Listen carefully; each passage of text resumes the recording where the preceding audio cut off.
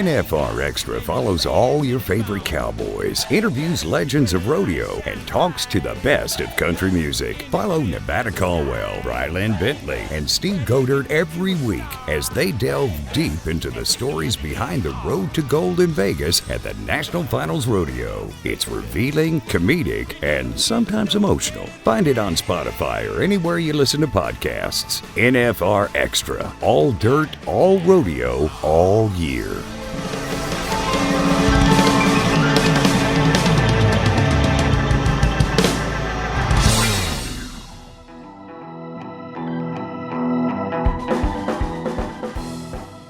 Well, I think when we first came, I remember I was 11 years old the first time it was in Las Vegas. And, we left Oklahoma City and everybody thought it was so successful there, and it had been. And the fact that they were moving it when it had been so successful there, everybody was like, oh, we'll be back in 5 years. I can't tell you how many times I heard that. Oh, don't worry, we'll be back in 5 years. It's a 5-year deal and we'll be back. And we moved to Las Vegas. It just became such an experience. It took on a whole life of its own. It went from being just, the year-end national finals to this whole growing phenomenon that just kept growing. The money got better, the event got larger, television became bigger. The tourists that came from all around to come to this event, they traveled farther, they came from other countries. It just grew within, it took on a life of its own within the city. They used to talk about how December was like the worst month in Las Vegas at one time, and now that it's become one of the best months, mainly because of the National Finals Rodeo. Well, that's a huge thing to say about such a large city that hosts so many different events and such a small, at the end of the day, rodeo is such a small demographic of our whole country that in its own would take on a life of its own in a city of such large magnitude. And it does. That whole city just is, when you're in Las Vegas during the NFR, whether it's the music awards or whatever else is going on, there's a rodeo in town. It's just everywhere. It's literally, it engulfs the city of Las Vegas, and that's huge. Las Vegas is so huge. For some sports to be able to engulf it like that is kind of crazy. NFR Extra, episode 111. Kirsten Vold takes time off the ranch to visit NFR Extra. She shares memories of the Duke of Chutes, what sets women in rodeo apart from other professional sports, the special bond between girls and horses, and the NFR Las Vegas. Enjoy our conversation with Kirsten Vold on NFR Extra. Finding your custom NFR experience in Las Vegas just got a lot easier. New this year is a resource that links you to every hotel offer. At nfrexperience.com/stay your way, you can shop for the hotel that best fits your plans. Everything is there. Information on viewing parties, concerts, price, transportation, location, and so much more. All in one place. Go to nfrexperience.com/stay your way. One Vegas. Stay your way. This is National Finals Rodeo announcer Roger Mooney from LJ, Georgia, saying I'm all ready for NFR Extra.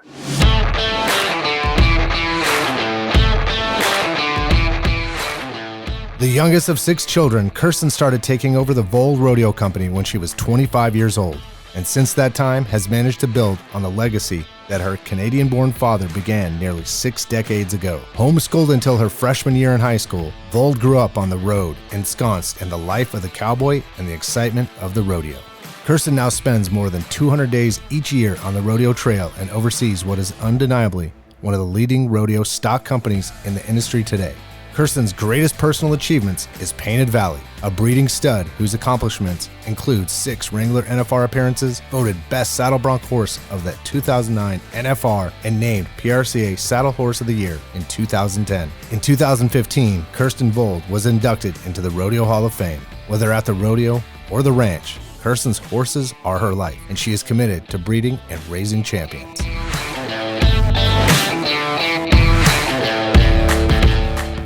Kirsten Vold, welcome back to NFR Extra. How are you doing today? Thank you. I'm doing great today. We got some rain here last night, so things are always looking up when we get moisture. Yeah, well, we're here in the desert, and Jesus, we pray for rain. Probably we can just get it for an hour. It's nice, so yeah, I hear you on that. You know how that can be, absolutely. We were, as much wind as we had yesterday, we would have been one giant match today if it wouldn't have got some rain last night, so I'm very grateful. We're glad to have you on. When we first were coming out of the out of the Chutes, no pun here, with this podcast. You were one of our, I think it was like our 8th guest or something like that. We also had Stetson Wright, which, God, that kid was just coming up and no one knew. They knew of him, but they didn't know of him the way they do today. So, well, of course, yeah, he's definitely filled his legacy of everybody, of his family. So that's a good thing. Yeah. So let's focus on the Vold. Not being the super historian rodeo guy, I learned a lot about the Duke of the Chutes, right? Who is this guy, and to you personally and to the industry, because obviously he's big in both worlds? The Duke of the Chutes was a nickname that was given to my father, Harry Vold, and it was given to him by Bob Tallman, actually the rodeo announcer, and that was just because of his likeness to John Wayne, of kind of just the way he walked and his swagger and build, I guess, and stuff like that. And he'd be going back and forth in front of the Chutes, and I guess that's where, Bob Tallman, with the language that we know he has and the flair he has for words, he put that together, and then it just stuck. And, here we are decades later, and it's still a notorious thing that goes along with his name. But my dad was a major player in rodeo. He passed away in 2017 at the age of 93, but he was still chasing horses up until, the weekend before his death. I mean, he loved what he did, and he loved bucking horses. He came from Canada and brought his business down to the United States, and he participated in every national finals rodeo from the first one in Dallas in 1959 through 2016 was his last one that he was at. So, it's great to have that as somebody to learn from, and I appreciate all the doors that he opened for me. And, whenever you follow somebody like that in this business, it's very important that you just don't want to do anything to tarnish the reputation that he has set up. That's probably been my biggest challenge through life, is you just want to make sure and stay to the standard that he set. And I'm grateful for that, because I see a lot of second generation people that have to live out their family's legacy. They have to try to be, their dad was kind of a scoundrel, and so they got to try to do better than him so that people can trust them. And I never had that problem, and so I'm very grateful for that. You said scoundrel. That's awesome. I don't really know where that came from. Same topic, but a little different. The cowboys that are getting on the stock that you are hauling throughout the world. Cowboys enter certain rodeos based on stock contractors that are providing for them. Do you know of one certain cowboy that really just connects with your stock, like the way that they buck? Do they have a preference to come to your rodeos just for that? Oh, I hope there's several that see that we're the stock contractor and like coming getting on our horses. We try to be known for more rider-friendly horses. They kind of gone away from the era of they call them the stock contractor horses or the stock contractor bull. And those are the horses or the bulls that were hard to ride, but they bucked the cowboys off most of the time, and the crowd cheered. And they were, those are, and we've had our share of them, don't get me wrong. In the era of rodeo now, where contestants are so hard to come by and there doesn't seem to be enough to go around to all the events that are going on at the same time, you want to try to provide animals that guys want to come get on, that they know that they're not, if they're bareback riders, they're not heavy, so they're not strong and jerking on their arm. They're not likely to turn them out. These are all the things that the challenges that you have whenever you're trying to put together a herd that the cowboys want to come get on. And I guess the first one that comes to mind, we have a kid that grew up a couple hours from us, Logan Patterson. He's a bareback rider, and he's always wanting to know. He's like, "Are you going to be there? Where all you going to? What rodeos are you going to?" And I appreciate that, because I know that he does like our stock, and I hope that he's not the only one that feels that way. He's just kind of the first one that comes to mind. So I love that. So there's also this relationship, right, that comes with that, because how you do things and how you work with them, there's also this connection, not even just at the rodeo, but right, there's almost like practice times or how you connect with these guys if they're coming through and they need practice runs, or that kind of plays into this too, right? As I think like athletes do that too off the side, in the off season, they're like, "Hey man, meet up with me and we're going to train." I mean, you have that with the Cowboys as well, right? Sure. Yeah. I don't think we never buck anything here at the ranch. Long time ago, they had some schools here, long when I was a little kid. It just doesn't really, we're just not set up for it. So we'll go to places, we'll go to colleges. Obviously with COVID last year when things were shut down, there were limited places that the guys could go to stay in shape. And so we actually went to Ordway, Colorado, allowed us to come to their county fairgrounds. And we just started having practices there. I think it was Monday night was the best for, the people that came and volunteered and helped, strip and shoot and pull gates and picked up. And guys were just, some of the college kids were wanting a place to go. The schools were all shut down. Some of these cowboys that were, wanting to stay practice. Logan was there. Will Martin was there. Cole Franks came and practiced with us last year in COVID. And then he just in 2020 in COVID, and then he just took a fire in 2021, and he's been on fire ever since San Angelo this year, and is going to his first national finals here in a month. And those guys we had come in there, we had a little jackpot for them, and then we just had practices, and it was a great place for us to get some of our young horses bucked, great place for some of those guys to just have a chance to go somewhere. Yeah, I guess what I liked the best about all of that is when you got out there, people weren't worried about the world going crazy. Everybody just kind of came together, and we came back to the roots of what we all enjoyed, which was fucking horses and bulls. Was there ever a time, maybe even through your dad's eyes, that you looked forward to heading into the NFR, that you saw a matchup of a certain cowboy going to get on that stock? Was there ever those kind of moments that with the family or through Pops kind of seeing that? Like the draw at the NFR, of course, we draw the night before. And so you don't have a whole lot of time to worry or stress or get excited about too many of the matchups, because it's not like a week ahead that this is going to happen. So, but yeah, there's been some great matchups over the years. Cody Wright won, I think, title number 2 on Painted Valley. Those, you're excited about that. I know when Billy had Bobby Joe, that was like the last time we bucked him was at the NFR. There's been some great matchups that you look forward to. That you've seen. I'd have to say I don't know if you look forward to them as much as you remember them after you've watched them. And I would probably have to, I don't think any of us will ever forget, Billy Ebauer on Blood Brother of Birch Rodeo Company. That horse pulled everything but a switchblade on him, and he rode him through it. And, those are the things that stick in your mind, or not so much the preparation before they happen, but after they happen, watching them. The fascinating part for me is kind of an outsider guy is when we have, running digital and when we're putting things out there, whether it be highlights or images and whatnot. What I love is when we put out there and the cowboy is, where you don't reference the stock. And I love the fans, like, who is the stock? Like, it's so like that deep fan that truly gets it I think it's fun because that's in other sports, you don't get that, right? Like it's just the athlete. Right. That's it. And the number in the back on the name on the back of the jersey. But yeah.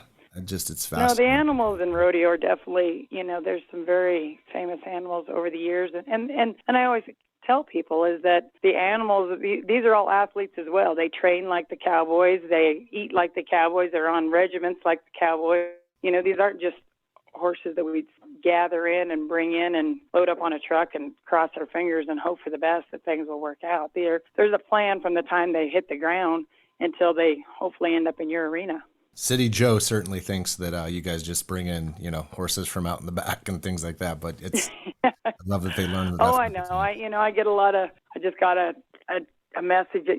I think yesterday off Messenger or Facebook. You get requests from people that still don't really understand. They're like, I have a horse that is bucking everybody off. I just need to bring him to a rodeo and pay. You guys pay me to buck him or something. And I'm like, it doesn't really work that way, but it is. There's a lot that people don't understand the process of what goes into getting those animals to that level, and the breeding and the genetics, and now we're getting into cloning and flushing mares, and that science has been brought into this. And anytime you bring, there's more expense and everything else, but that's the only way that you improve the level of competition. And you just look at the caliber of animals that'll be at the rodeo in Las Vegas in a month, and they'll be phenomenal. And that only happens because of so many different people working at it. Absolutely. You're listening to NFR Extra with our guest, Kirsten Vold from Vold Rodeo Company. Let's take a quick break.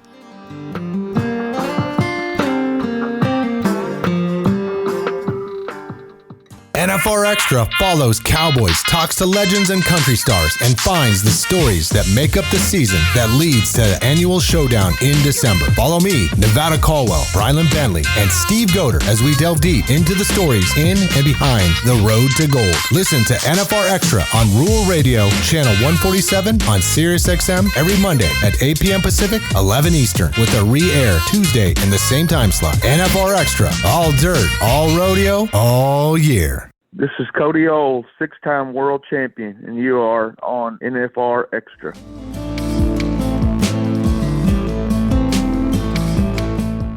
Kirsten Vold here on NFR Extra. Let's talk about women. Can you touch a little bit on that, on how women's in this sport are set apart from professional sports, and also what ties them together? I mean, what's so unique about it? Well, I guess, and I know that I've never really been hung up too much on whether my gender made a difference in what I did.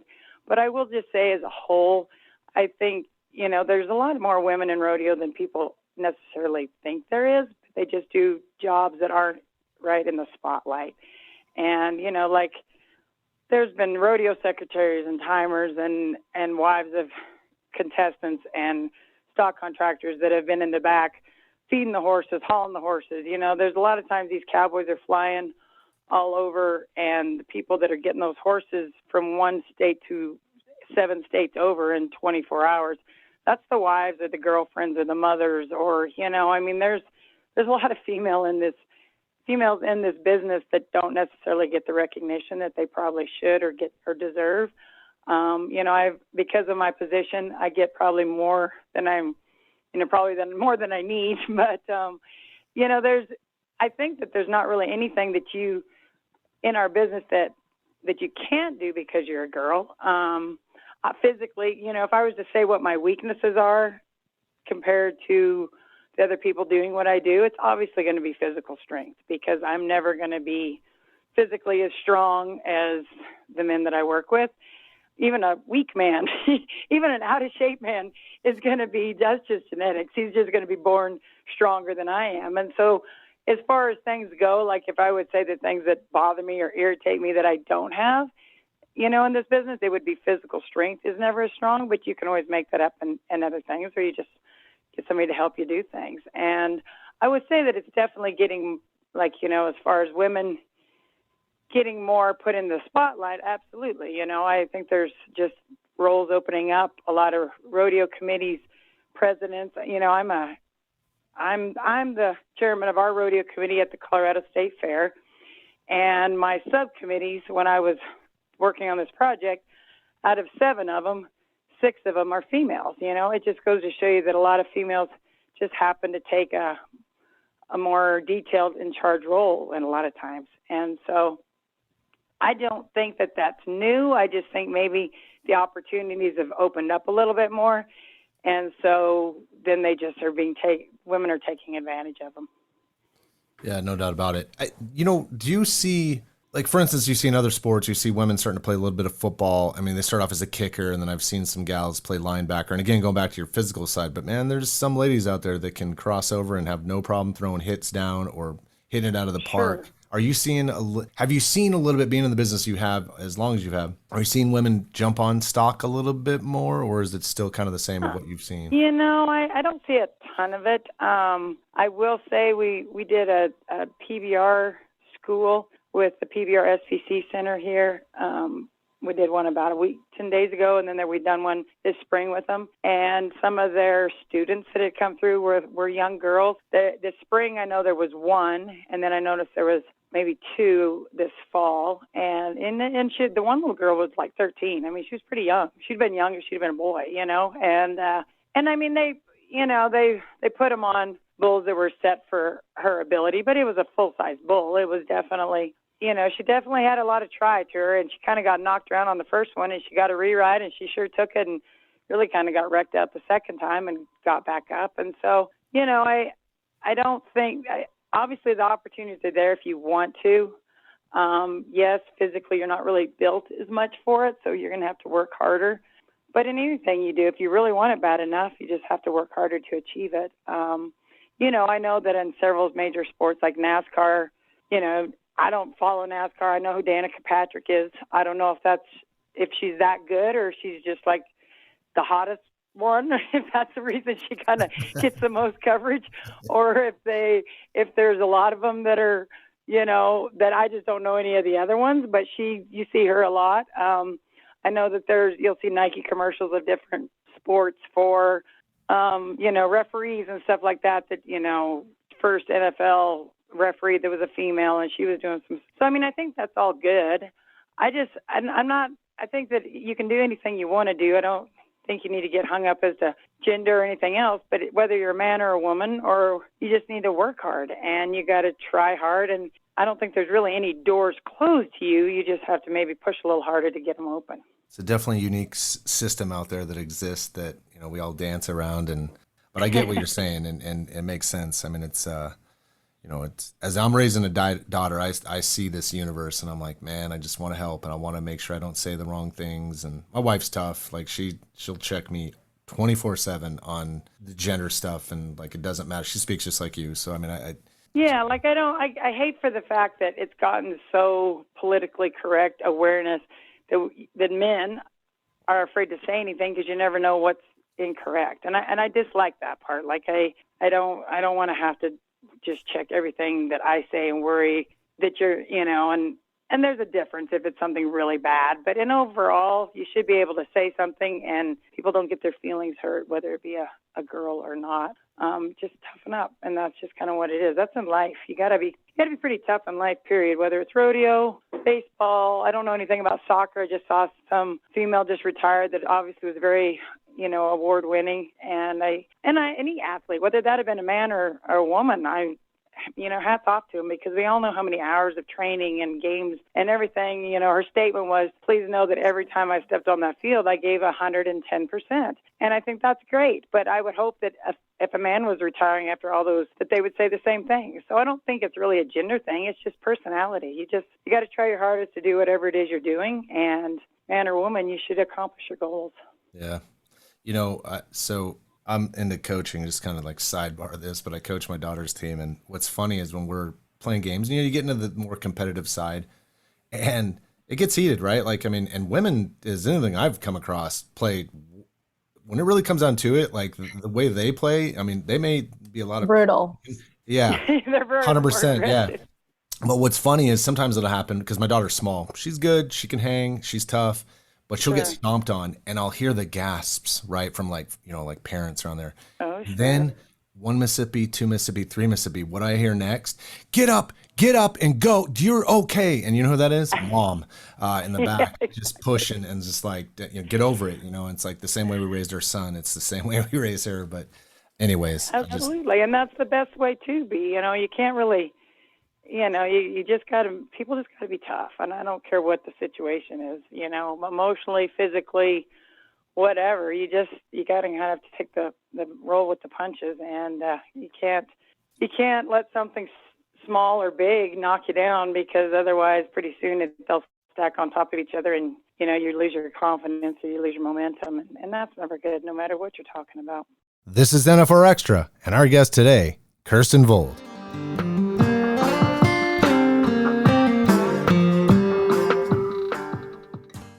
December in Vegas. What does that mean?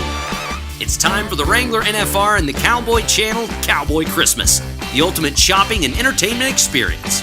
Catch live shows on the Ariat Rodeo live stage, the Yeti Junior World Finals, autograph sessions, and much more. Open daily with free admission at the Las Vegas Convention Center. Visit NFRExperience.com for details. The Cowboy Channel Cowboy Christmas. It's all here. Hi, this is Jim Dewey Brown, General Manager of Prescott Frontier Days, joining you on NFR Extra.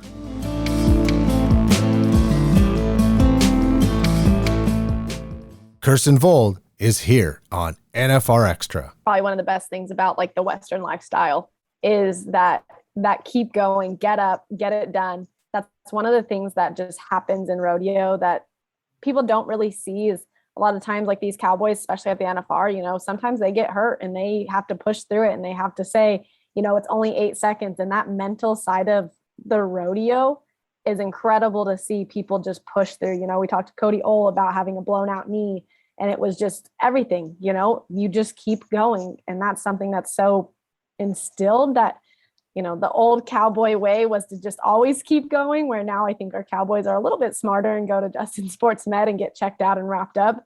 But it's incredible to see that commitment from this world. Yeah, no, I agree with you. And they do. Like, I am constantly amazed by these guys and how tough they can be. And some of them, aren't all very old or not very big. And I mean, they're, I tell this, it's a funny story, and they wouldn't even really, there's this bulldogger, and he sprays his ankle in Houston, and this has been probably, 10 years ago. And he was telling, and so he went into the Justin Healer room, and he's got his leg propped up, and he's sitting there iced on his ankle, and he's watching the screen, and there's this bull rider that gets bucked off, and then he comes out, or he rides or something, but he comes out, and he comes straight to the locker room, and he strips down in that Justin Healer room, and he said he was black and blue literally from his neck down. And he said, this kid weighed about 150 pounds, and he said he literally was black and blue everywhere, and he just got off that bull, and he said, I took my leg off my ice pack, and I hobbled out of the room. He's like, I was a little embarrassed. We found out, Wesley Silcox was the bull rider. We figured that out later. And, but that's the thing. I mean, those guys ride hurt. So there's a saying, you can ride hurt, you just can't ride injured. If you ride injured, you usually can't be your best, but you can ride through the pain. And they do it all the time. And you're right. It is commendable to see them power through mind over matter, and they do it. And that happens in other sports, like remember the little Olympic girl that sprained her ankle and then went off and did the vault run and everything. I'm sure everybody remembers that from the U.S. Olympics. Was that Simon? Years ago.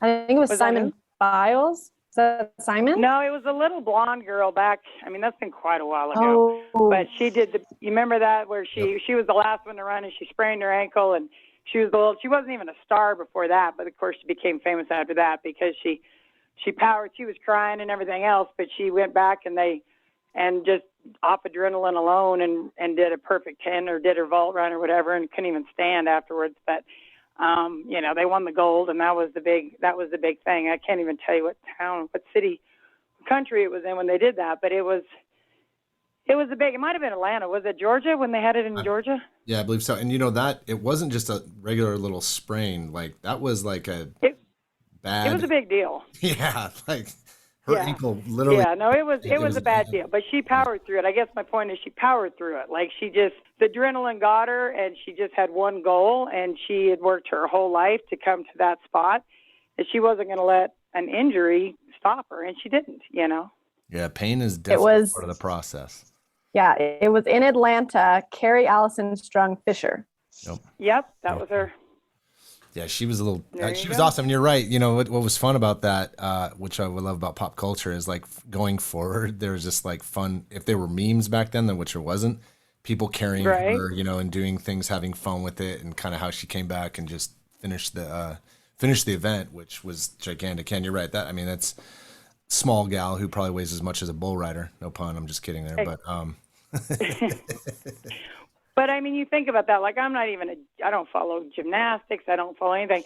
But that stuck in my mind. And why did it stick in my mind? Because you watch somebody power through a moment and just be like, wow, like she had one thing there, and that was she was going to accomplish it, and she did.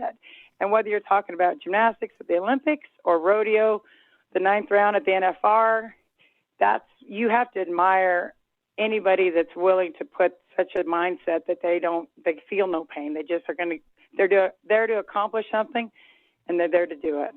Yeah, we see it time in and time out, definitely during the NFR and then all through the season. Real quick, talking about the NFR, you mentioned that your family's been a part of this process since day one with the National Finals Rodeo. And, then obviously we came here in the mid-'80s and things have just, like a rocket ship. What makes Las Vegas and the NFR so incomparable to anything that it's been before or where it's possibly going? Well, I think when we first came, I remember I was 11 years old the first time it was in Las Vegas. And, we left Oklahoma City and everybody thought it was so successful there, and it had been.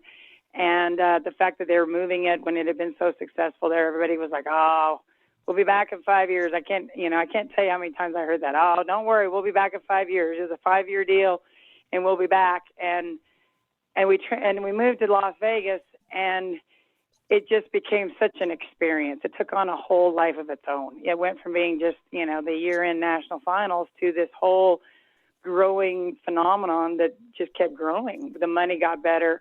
The event got larger. Television became bigger. The tourists that came from all around to come to this event, they traveled farther. They came from other countries. It just grew within. It took on a life of its own within the city. They used to talk about how December was like the worst month in Las Vegas at one time, and now that it's become one of the best months, and mainly because of the National Finals Rodeo. Well, that's a huge thing to say about such a large city that hosts so many different events, and such a small, at the end of the day, rodeo is such a small demographic of our whole country that in its own would take on a life of its own in a city of such large magnitude. And it does. That whole city just is, when you're in Las Vegas during the NFR, whether it's the music awards or whatever else is going on, there's a rodeo in town. It's just everywhere. It's literally, it engulfs the city of Las Vegas. And that's huge. I mean, Las Vegas is so huge. For some sport to be able to engulf it like that is kind of crazy.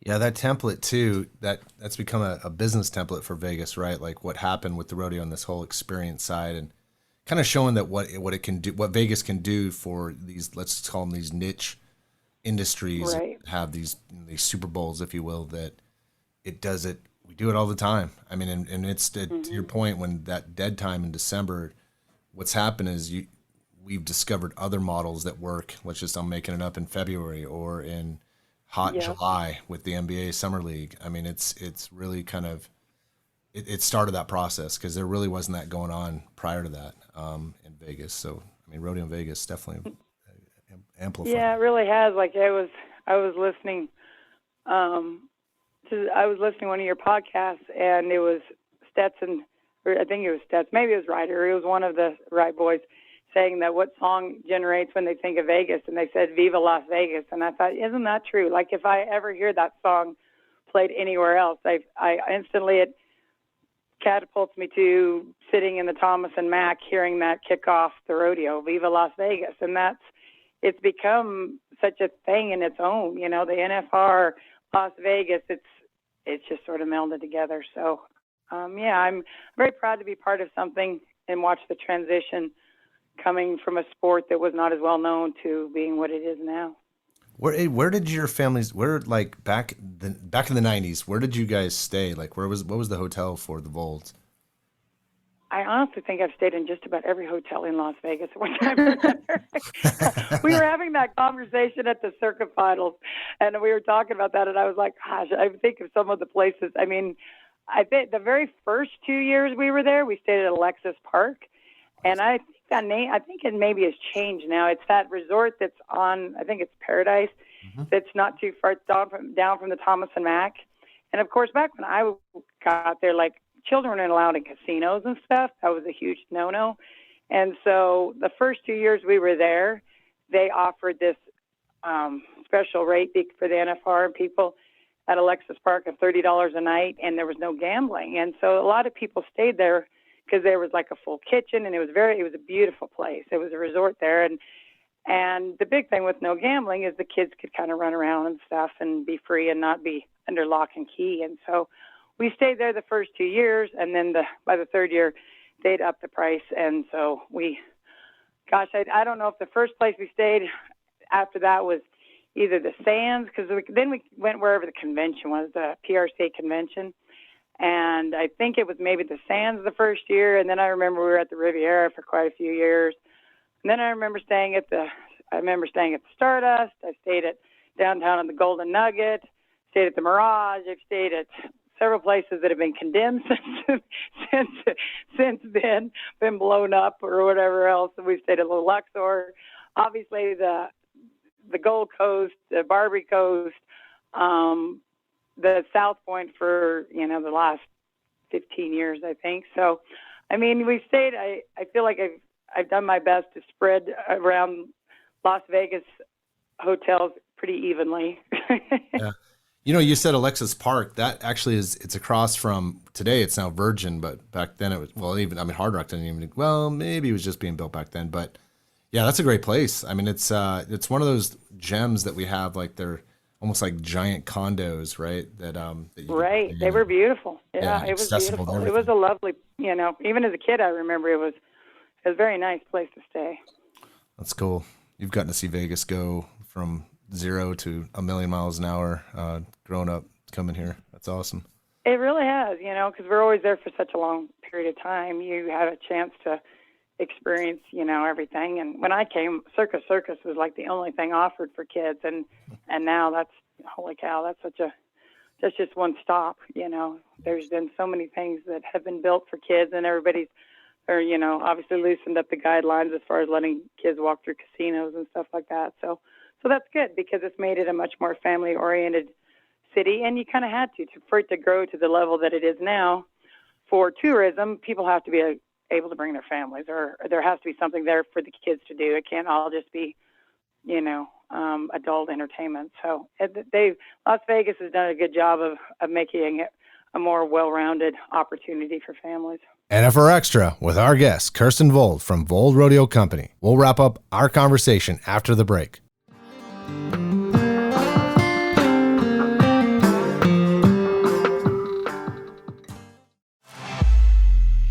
Looking for tickets to the Wrangler National Finals Rodeo? StubHub is the official secondary and fan-to-fan site of the rodeo. Fans can buy and sell their tickets through a safe and secure online marketplace. Visit nfrexperience.com. The Yeti Junior World Final. He is back in Vegas. From December 2nd through 11th, the next generation of rodeo stars will compete at the Cowboy Channel Cowboy Christmas, held daily inside the Wrangler Rodeo Arena. Visit nfrexperience.com for details. I'm Nikki Zachary, president of the Caldwell Night Rodeo, and I'm here with you on NFR Extra.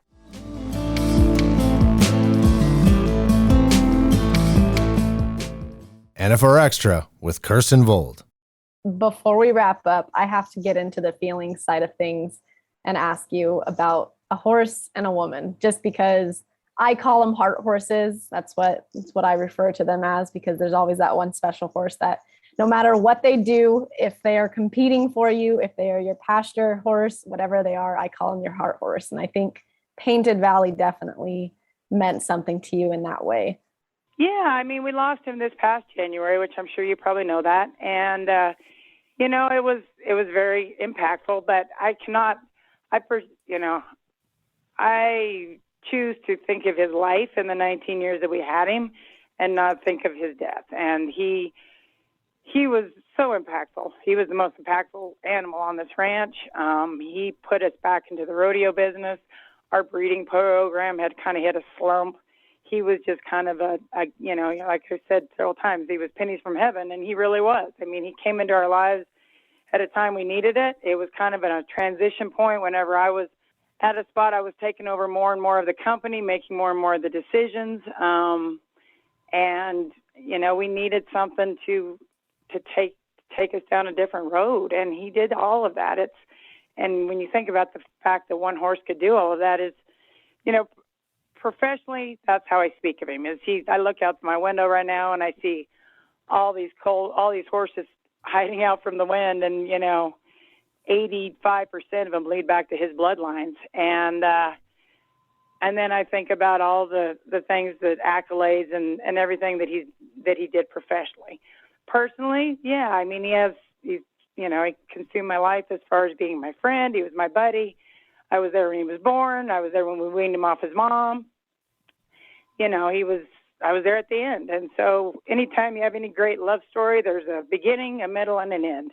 And he'll always be that. His personality is what made him step out amongst other animals, especially because he was a bucking horse, and bucking horses are supposed to be wild. And he kind of set the standard for it being okay for bucking horses not to be wild, and people realizing that you could gentle them down and feed them horse cookies and they still could go out there and do what they wanted to do, that it's not about them being mean animals. It's about their athletic ability. And I take great pride in the fact that I think he opened all the doors for that and put animals and horses into a level where people realized that it was all of their genetics and not about their attitude. And so, I think the great thing, that's a gift that he gave to our sport as a whole.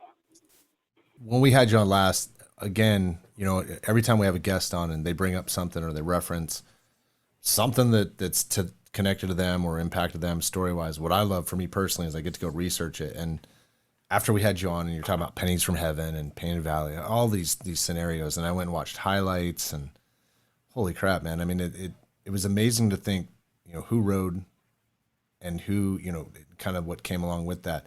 But when I think about, when you talk about bloodlines and now you're raising new ones, is there there's who's next? Is there any that stick out right now that you're seeing that not a copy, not a duplicate of Painted Valley, but something that's as special coming from that scenario that you see that might be, again, I'll give you this reference. People have, and I'm not comparing dogs and horses, but pets in general. Sure. You have a dog. I had a dog when I was little. I hated that dog, right? And then my wife and I when we first lived together, we had a dog, and we loved Bailey. Bailey was with us for 15 years, and she passed away. Now we have Tank, and he's a meathead, but we have him for 6 years, and he hasn't replaced Bailey, but he's inserted himself within the other slot that maybe was missing for us, right? Or he's created a new slot. Is there a new slot that's being created by some of these young ones that you're bringing up that came from Painted Valley?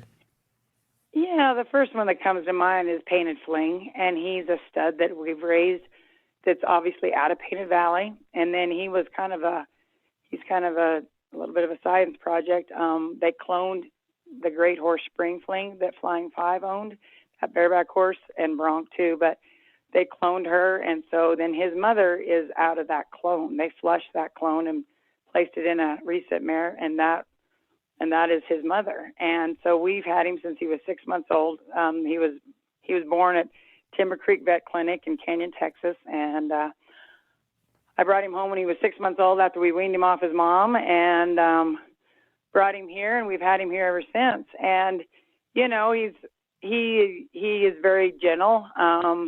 He's probably more spoiled. He's not as well mannered as Painted Valley was, if I'm going to compare the two, which I try not to do because I don't think that's fair. It's kind of like comparing two kids. But he's had a very good year. They won a lot of money on him. Took a lot of guys off this year. We'd anticipated he was going to go to the NFR. He was not selected, but that's here nor there. I think that he's going forward. I bucked his colts for the very first time because they're 4 years old, and earlier this month I bucked the first of his colts that we had on the ground, and they all really had a good showing. So I have a lot of faith that going forward he's going to help fill the void of that, genetically. Personally, he's just like a pet. He hangs out here a lot like Painted Valley did. Like I said, he's not as well mannered. He's kind of a little more spoiled, and so you kind of have to. But he's very friendly. He's very loving. He sees you. He comes running up to you like a dog. So those are a lot of the same characteristics that his dad had. So he's definitely helped filling that void of his dad's, of losing his dad. He'll never take the place of him, but he definitely helps fill that void. So I'm very grateful to have him. And going forward, doesn't always have to be those bloodlines. I don't have any other studs that I'm raising, but, I've got some mares out there and stuff that who knows what angle, what area that they'll go into. They'll have colts that'll later on hopefully carrying on the tradition. Kirsten, this was fantastic having you on. Again, you came on when we first were breaking out with the podcast and figured some things out, and here we were able to dive in. And I mean, again, we talked about a myriad of topics here, which I don't think Bo or I were capable of doing a few years ago when you were on here. So, well, I've enjoyed the visit too. I've enjoyed visiting with both of you, and I appreciate you guys asking me back on again. Yeah, absolutely. And can't wait to see you in Vegas. Good luck, and good luck with 2022. Obviously we got a lot more going on here with the rodeo universe, and things are just getting started, it seems like. No, I agree with you. Things are just picking back up, and I think rodeo's Only getting better. Everybody had great crowds in 2021, and I love the way that's going to go in 2022. All right. Well, God bless. Thank you for visiting us, and we really appreciate this. Thank you. You bet. Thank you. Bye-bye.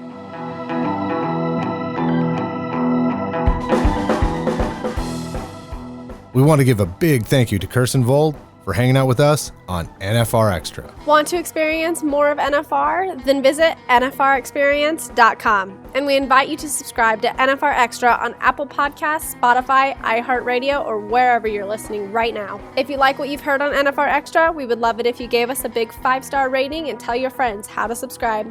NFR Extra. All dirt. All rodeo. All year. Gotta make it out to Vegas, where the big boys roam, with the rovers and the racers and the bulls and the broncs, and the ladies in the skin-tight wranglers and the cowboy hats.